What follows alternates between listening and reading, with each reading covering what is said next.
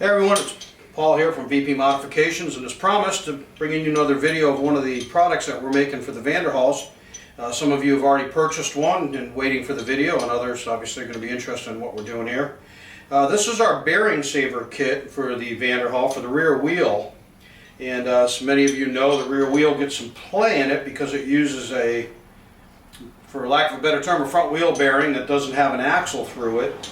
And the shear load on the outside of it causes the wheel to get some side-to-side play. So what we've developed here is a machined stub assembly. Basically it's an axle, mimics an axle. We machined it to fit the bearing.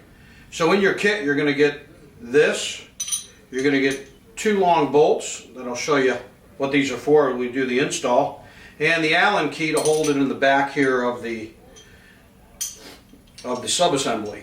To save time, we've gone ahead and taken the back tire off, we've taken the inside liner off, and I've taken both the sensor out of the top and the bottom of the assembly. That's going to make this whole thing a little easier, and I figured most of you can get to that point on your own. I'm going to grab a bearing here in a minute, and I'm going to show you basically what this is doing before we go to the install. So give me a minute and I'll be right back with you. So I'm back with you. I've got a wheel bearing assembly and a hub that you'd find on the back of your Vanderhall. This is just a spare that I happen to have. Essentially what's going on here and what I wanted to show you, here's your bearing, and what most people are finding is when they bolt the wheel here, they get a lot of side-to-side play. And the reason being is if you look here, you'll see this is a splined hub. This splined hub is designed for a front wheel drive car to have an axle through it. And what happens is when the axle's through here and the nut is tightened up, what it does is it draws this part back against the inner bearing shell. Keeps it tight, like this.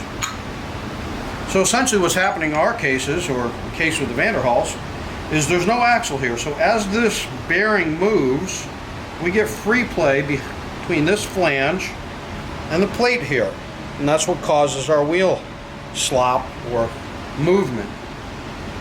So what I've designed here is a secondary stub basically to mimic having an axle through, and it's stepped. And what's going to happen is when this goes in on the car and it seats in there, when we tighten the nut on this side, we're going to draw down this flange that I showed you right here up against this bearing.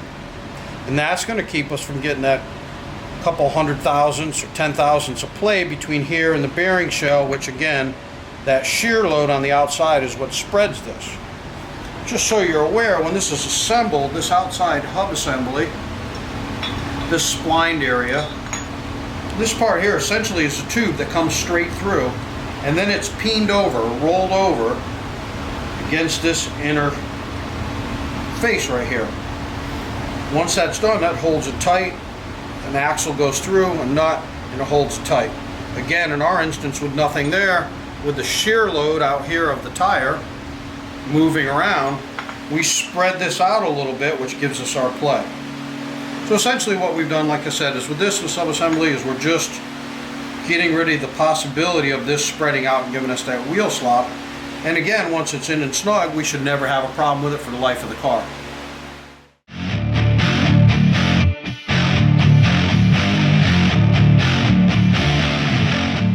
So what we're doing here, and to make this whole install easier, is these two long bolts that are supplied in the kit that I mentioned earlier. What they're allowing us to do is take one factory bolt out, we're going to put a long bolt in, then we're going to take the other factory bolt out. In this case, the car has a fender on it. So this allows us to do one of two things. It allows us to keep the fender in place, and by using these long bolts, which I'll show you here in a minute.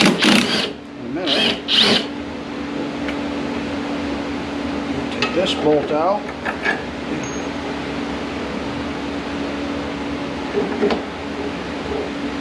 Tighten that up. The bearing that's inside that housing I showed you earlier,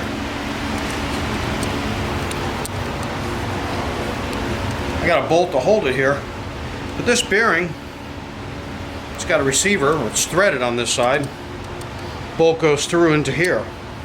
If we were to take all three bolts out, a couple things could happen. The bearing will fall out of the housing, or two, it'll rotate, making it different. It'll move the clocking basically, making it difficult when we draw it back together to get the holes lined up.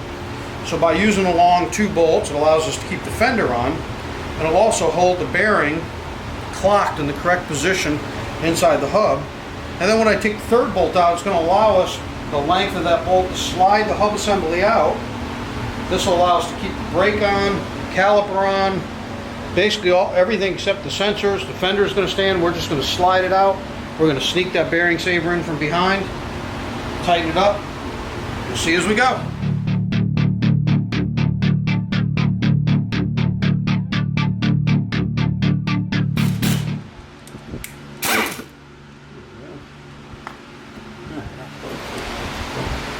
There we go.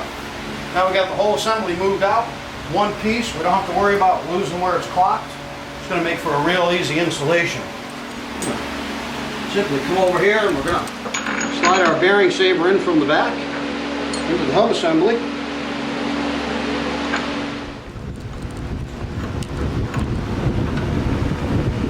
And with our Allen wrench on the back in place here, that's going to hold it. We're going to come in with a wrench from the other side and tighten it up.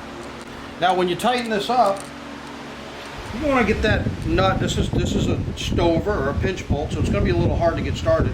You're going to want to put enough tension on that just till you feel it get real tight. Then you're going to slide it back, put 1 bolt in to hold this tight again. Put your wheel on, check it for side-to-side play. If it's good, leave it. Make sure it spins free. If it's still got a little play, you're going to go ahead and tighten this nut up a little bit more.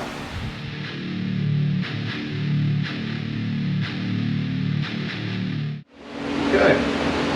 Now I've got the wheel back on, and I'm not sure you can see in the video, but I can rock this still. It might not show up in the video, but I've still got some side play in this, in that bearing, so I'm going to go ahead and slide the wheel back off, and as I stated earlier, I'm going to bump that a little bit, get it a little bit tighter, and that should take the play right out of it. If you happen to have a big electric impact or an air impact, once that's in, like I said earlier, you can bump it.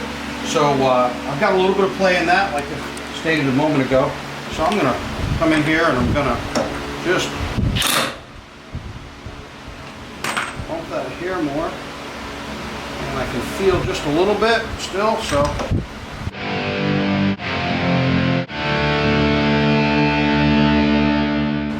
And that feels pretty good. Set the wheel back on. When you get that snug, you can feel just a little bit of rotational drag. You don't want too much, but you can feel where it's snugged up. So we're going to go ahead and set this wheel back on.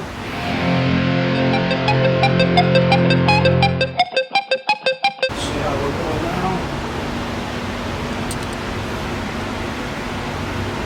now. We are tight. One more play in the wheel. We'll go ahead and put the rest of the lug nuts on, pop the center cap on, we're ready to go.